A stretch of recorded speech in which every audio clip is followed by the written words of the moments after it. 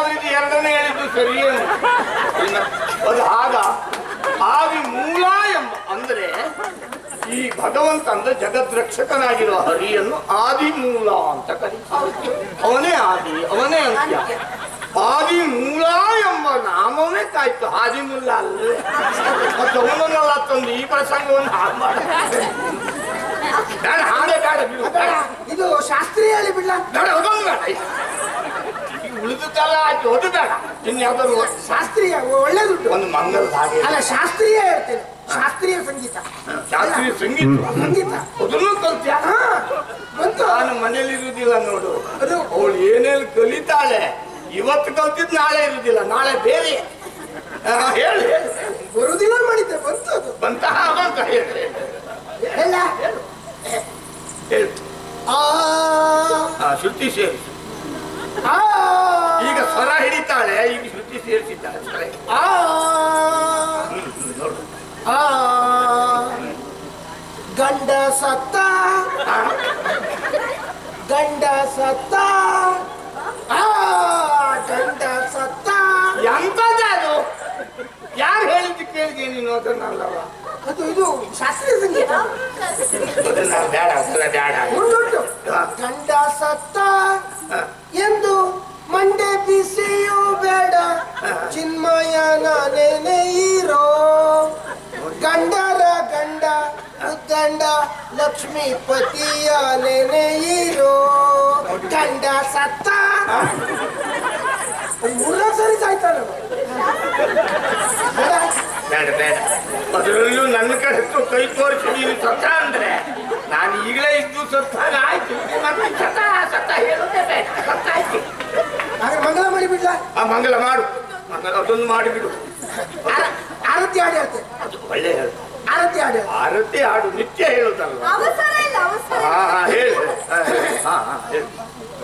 ಎತ್ತುವೇನ ಎತ್ತುವೇನ ಎತ್ತುವೇನ ಎತ್ತು ಇದೆಂತ ಕಾರಣ? ಎತ್ತುವೆ ನಾ ಇದು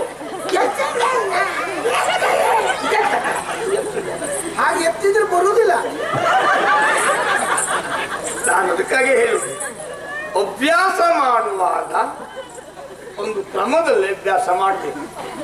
ಈಗ ಅವಳು ಹೀಗೆ ಅಭ್ಯಾಸ ಆದದ್ದು ಹೇಗೆ ಗೊತ್ತಾ? ಎತ್ತುವೇನಾ ಹೀಗಾಗುವ ಬದಲು ಎತ್ತುವೇನಾ ಅಂತ ಅವಳು ನಿಂತು ಅಭ್ಯಾಸ ಮಾಡಿ, ಕುಳಿತು ಅಭ್ಯಾಸ ಮಾಡಿದ್ರೆ ಹೀಗೆ ಆಗ್ತಿತ್ತು. ಹಾಗಲ್ಲೇ ಇದು ಎತ್ತುವೇನಾ. ಹಾಗೆ ಮಾಡಿದ್ರೆ ಬರುವುದೇ ಇಲ್ಲ. ಹೌದಾ? ಅಭ್ಯಾಸ ಸರಿ, ನಾಳೆ ಆದ್ರೂ ಮಾಡು. ಎತ್ತುವೇನ ಒಂದು ಕೈಲಾದ್ರೂ ಮಾಡು, ಒಂದು ಕೈಲಿ ಎತ್ತುವೇನ ಎತ್ತುವೇನ. ಸರಿ, ಮುತ್ತಿನ ರತಿಯನ. ಆ ಕೈ ಆದಿತ್ಯ ಹೇಳಿದ್ಯಾಕೆ ಗೊತ್ತಾ? ಹೆಣ್ಣಿಗೆ ಎಡವೇ ಪ್ರಧಾನ, ಗಂಡಿಗೆ ಮಾತ್ರ ಬಲ ಪ್ರಧಾನ. ಹಾಗಾಗಿ ಎಡ ಆದಿತ್ತು ಅಂತ ಹೇಳಿದ್ದು ನಾನು. ನೀನು ಒಂದಿನ ನಮ್ಮನೆ ಬಾ, ಇನ್ನು ಇಂಥದ್ದೇ ಹಾಡು ಬಹಳ ಉಂಟು, ಹೇಳ್ಕೊಡ್ತೇನೆ. ಒಂದು ಕೆಲಸ ಮಾಡು, ನೀನು ಮನೆಯಲ್ಲಿ ನಿನ್ ಗಂಡನಲ್ಲಿ ಏನೆಲ್ಲ ಬೇಕಾ ಮಂತ್ರ ಕೆತ್ತ ತಕೊಳ್ಬಹುದು. ಈಗ ನಾವು ಗಂಡ ಹೆಂಡತಿ ಗೊತ್ತಾಯ್ತಲ್ಲ, ಗಂಡ ಹೆಂಡತಿಯರೊಂದಾಗಿ ಹೋಗುತ್ತಾ ಇದ್ದೀರಿ. ಈಗ ಮಕ್ಕಳು ಸಹ ಬರ್ತಾ ಇದ್ದಾನು. ಒಬ್ಬವನೇ ನನಗೆ ಮಗ, ಅವ ಹಿಂದೆ ಇದ್ದಾನ ಮುಂದೆ ಹೋದ್ನ ಗೊತ್ತಾಗ್ಲಿಲ್ಲ. ಈ ಗಡಿ ಬಿಡಿ ನನಗೆ ಆಶ್ಚರ್ಯವಾದದ್ದು ಅದೇ. ಈ ರೀತಿಯಲ್ಲಿ ಕುಟುಂಬ ಸಮೇತರಾಗಿ ಬ್ರಾಹ್ಮಣರೆಲ್ಲರೂ ಎಲ್ಲಿಗೂ ಹೋಗುತ್ತಾ ಇದ್ದೀರಿ ಅಂತಾದ್ರೆ ಬಹುಶಃ ಎಲ್ಲಿಯೋ ಒಂದು ಶುಭ ಕಾರ್ಯವೇ ನಡೆಯಲಿಕ್ಕುಂಟು. ನಮಗೆ ಆಮಂತ್ರಣ ಬಂದಿದ್ದೆ ಹಾಗೆ. ಸಕುಟುಂಬ ಪರಿವಾರ ಸಹಿತ ಆಗಮಿಸಿ ಸತ್ಕಾರ ಸ್ವೀಕರಿಸಿ ನಮ್ಮನ್ನು ಆಶೀರ್ವದಿಸಬೇಕಾಗಿ ಕಳಿಯ ವಿನಂತಿ ಇತಿ ನಿಮ್ಮವನು ವಿಶ್ವಾಸಿ. ಅದೇ ವಿಶ್ವಾಸ. ಹಾಗೆ ಮತ್ತೆ ಬ್ರಾಹ್ಮಣರೆಲ್ಲ ಒಟ್ಟಾಗಿದ್ದಾರೆ ಅಂತಾದ್ರೆ ಹಾಗೆ ಇಲ್ಲ. ಬ್ರಾಹ್ಮಣರೆಲ್ಲ ಒಟ್ಟಾಗದ ಹೊಗೆ ಹಾರುದು ಇಲ್ಲ. ಯಜ್ಞ ಯಾಗಾದಿಗಳಿಗೆ ಹೌದು. ಈಗ ನಾವು ಹೊರಟದ್ದು ಎಲ್ಲಿಗೆ ಕೇಳಿದೆಯಲ್ಲ,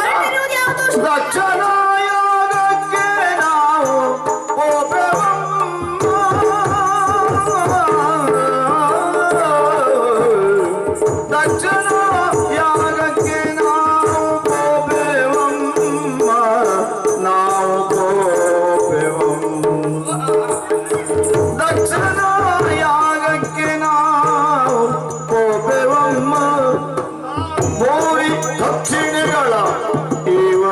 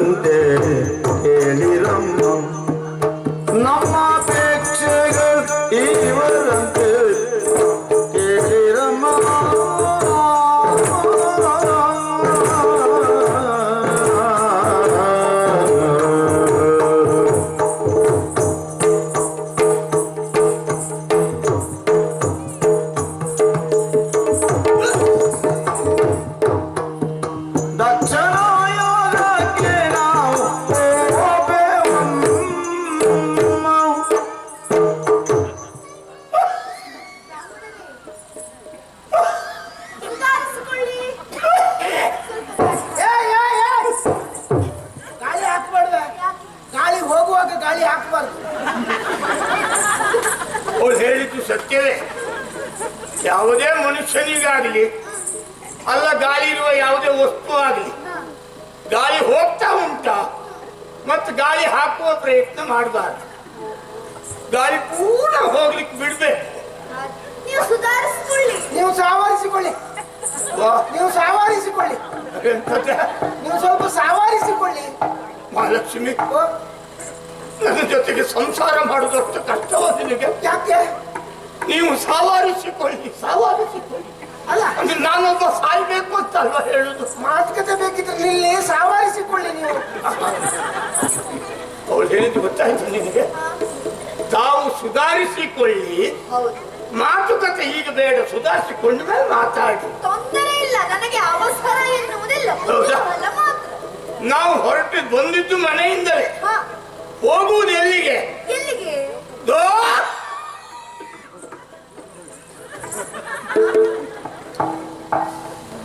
ಯಾಕೋ? ದೊಡ್ಡದೊಂದು ಯಾಗ. ಯಾಕವೇ? ಹೌದು, ಯಜ್ಞವೇ? ಯಜ್ಞ. ಇಷ್ಟೆಲ್ಲ ಜನ ಬ್ರಾಹ್ಮಣರು ಒಂದಾಗಿ ಹೋಗುತ್ತಾ ಇರುವುದನ್ನು ನೋಡಿ ನಾನು ಭಾವಿಸಿದೆ. ಹೌದಾ? ಹಾ, ಯಾಗ ಅಂದ್ರೆ ಏನು ಕೇಳ್ತೀಯ? ಏನು? ಅದೆಂತ ಹೇಳ್ತಾರಲ್ಲ, ನಾಭೂತೋ ನೀಭೂತೋ ಭವಿಷ್ಯತಿ. ನಾಭೂತೋ ನೀಭೂತೋ ಭವಿಷ್ಯತಿ. ಅಲ್ಲ ನಿನ್ನ ಜೊತೆಗೆ ಹೊರಟ ಮೇಲೆ ಮತ್ತೆ ಇಬ್ರು ಭೂತವೇ. ಅದು ಹಾಗಲ್ವೇ. ಅದು ನಾವು ಭೂತ ನಾವು ಭವಿಷ್ಯ. ಹಿಂದೆ ನಡೆದಿರ್ಲಿಲ್ಲ, ಮುಂದೆ ಮುಂದೆ ನಡಿಲಿಕ್ಕೂ ಇಲ್ಲ. ಅಂತದ್ದೊಂದು ಯಾಗ. ಓಹೋ. ಯಾಗ ಮಾಡುದೊಂದು ಹೇಗೆ? ಹಾ, ಯಾಗ ಮಂಟಪದ ಎದುರು ದೊಡ್ಡದೊಂದು ಗುಡ್ಡ. ಬ್ರಾಹ್ಮಣರೇ, ವಾ, ಏನ್ ಹೇಳ್ತಾ ಇದ್ದೀರಿ? ಏನು? ಯಾವಾಗಲೂ ಯಾಗ ಮಂಟಪಗಳನ್ನ ಮಾಡುವುದು ನದಿಯ ತೀರದಲ್ಲಿ ಅಥವಾ ಬಯಲ ಪ್ರದೇಶದಲ್ಲಿ ಅಲ್ವಾ? ಹೌದು. ಇದು ಗುಡ್ಡದ ಕೆಳಗೆ ಅಂತ ಹೇಳಿ ಯಾವ ಯಾವ? ನೀನು ಊಹಿಸಿದೇನು? ಕಲ್ಲು ಮಣ್ಣು ಮುಳ್ಳು ಮರಗಳಿಂದ ಕೂಡಿದ ಗುಡ್ಡ ಅಂತಲ್ಲ. ಅಲ್ವಾ? ನೀನು ಊಹಿಸಿದ ಹಾಗೆ, ಹಾ, ನಾವು ಹೇಳಿದ ಹಾಗಲ್ಲ. ಯಾಗ ಮಂಟಪದ ಎದುರಿನಲ್ಲಿ ಹಾ. ದನದ ರಾಶಿ. ದನದ ರಾಶಿ ಎಂದೆ. ಬ್ರಾಹ್ಮಣರೇ, ಇದು ಯಾವ ಪುರುಷಾರ್ಥಕ್ಕೆ? ಜನಕ್ಕೆ ಬಾಲ ಉಂಟು.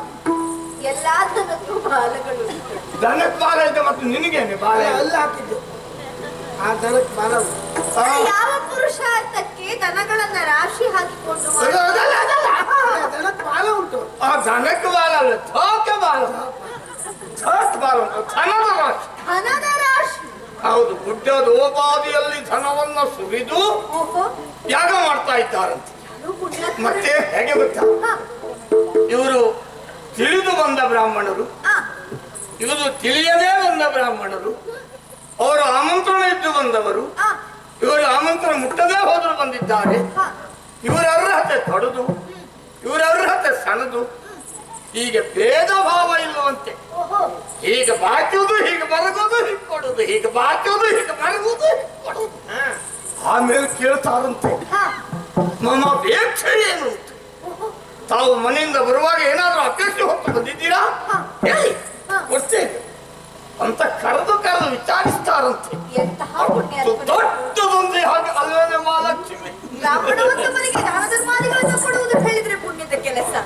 ಅದರಲ್ಲಿಯೂ ಅವರ ಅಪೇಕ್ಷೆಗೆ ಸರಿಯಾಗಿ ಕೊಡ್ತಾ ಇದ್ದಾರೆ ಅಂತಾದ್ರೆ ಹೌದು. ಪುಣ್ಯಾತ್ಮರೇ ಸರಿ, ಪುಣ್ಯತಮವಾದ ಕೆಲಸವನ್ನೇ ಮಾಡ್ತಾ ಇದ್ದಾರೆ ಅಂತ ಆಯ್ತು. ಹೌದು. ಯಾರು, ಎಲ್ಲಿ? ಇದು ಮಹಾಲಕ್ಷ್ಮಿ ಓ, ಯಾಗ ಆಗುವುದು ಎಲ್ಲಿ ಅಂತ ಆಯ್ತು. ಅದು ಇದು ಆ ಪ್ರಾಚೀನ ಮುಕ್ರಿ. ಪ್ರಾಚೀನ ಮುಕ್ರಿ. ಒಳ್ಳೆ ಬಾಯಿ ಬರುದಿಲ್ಲ. ಅಲ್ಲ ಅಲ್ಲ, ಇದು ಪ್ರಾಚೀನ ಮುಕ್ರಿ. ನಿನಗೊಂದು ದಾರ ಹಾಕಿ ಬಿಟ್ಟು ಮತ್ತೆ ಮುಗಿರೇ ಮತ್ತೆ ದೊಡ್ಡಕ್ಕೆ ಅಲ್ಲ. ಎಲ್ಲಿ? ಬುಡ ಸರಿ ಉಂಟು, ತಲೆ ಸರಿ ಇಲ್ಲ. ಇದು ಪ್ರಾರಬ್ಧ. ಪ್ರಾರಬ್ಧ ಕರ್ಮ ನೀನು. ಅಲ್ಲ, ಎಂತದು? ಪ್ರಾಚೀನ ಬಹಾರಿ. ಹಾ, ಬರ್ಗಿ. ವರ್ಗಿ ಅಲ್ಲ, ಬಹಾರಿ. ಪ್ರಾಚೀನ ಬಹಾರಿಯಲ್ಲಿ ದಕ್ಷ ಪ್ರಜಾಪತಿ ಮಾಡುವಂತ ಯಾಗಕ್ಕೆ ನಾವು ಸಕುಟುಂಬ ಪರಿವಾರ ಸಹಿತ ಎಲ್ಲ ಹೊರಟಿದ್ದೇವಮ್ಮ. ಮಹಾಲಕ್ಷ್ಮಿ, ಹೌದಾ ಸುಳ್ಳು? ಎಂತದ್ದು? ಇವಳು ಅವಳೆ ಅಲ್ವೇನೆ? ಯಾರು? ಅವಳು ಹಾ, ನನಗೂ ಅನುಮಾನ ಇತ್ತು. ಏನು? ಅವಳೇ ಅಂತ. ಯಾರು ಹೇಳು? ಅದೇ ಬಾಗಿಲ್ ತಕ್ಕಿನ ಮಗಳು ವನಮಾಲಿ. ಸತ್ತಾಯ್ತು, ಒಣಮಲ್ಲಿಯೂ ಸತ್ತಾಯ್ತು. ಅವಳು ಸುದ್ದಿ ಯಾಕೆ? ಅವಳು ಅಲ್ವೇ?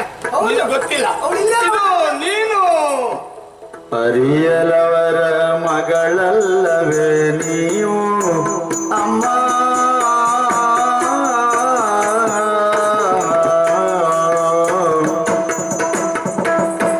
ಅರಿಯಲವರ ಮಗಳಲ್ಲವೇ ನೀವು ಅಮ್ಮ ಅಲ್ವೇನಮ್ಮ?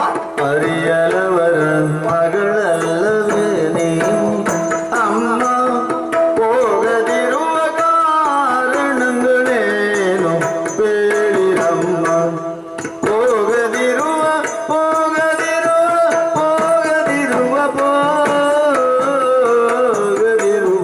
ಕಾರಣಗಳೇನು ಬೇಡಿರಮ್ಮ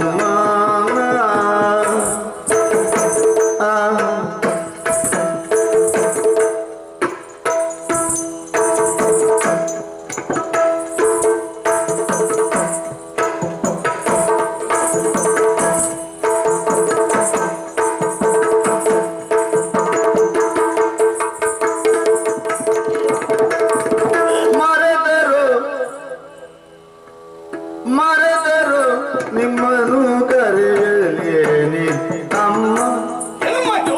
ಮರೆದರು ನಿಮ್ಮನು ಕರೆಯಲೇನಿ ಅಮ್ಮ ಇರಲಿ ಇರಲೆಮ್ಮ ಸಂಗಡ ಬನ್ನಿ ಇರಲೆಮ್ಮ ಸಂಗಡ ಬನ್ನಿ ಸಂಗಡ ಬನ್ನಿ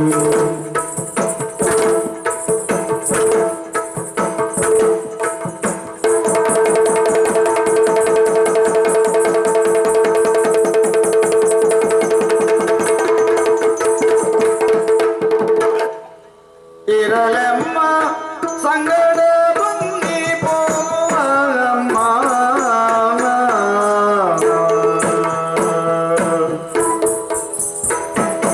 ಅರಿಯಲವರ ಮಗಳಲ್ಲವೇ ನೀವು ಅಮ್ಮ ಹೋಗದಿರುವ ಕಾರಣಗಳೇನು ಹೇಳಿರಮ್ಮ ಹೋಗದಿರುವ ಕಾರಣಗಳೇನು ಹೇಳಿ ಅಮ್ಮ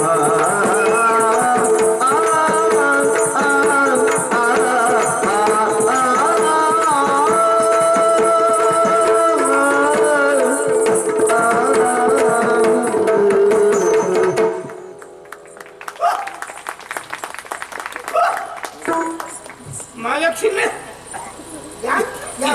ಕೂಡ್ದಿದ್ದ ಮೇಲೆ ಕುಣಿಯೋದು ಯಾಕೆ?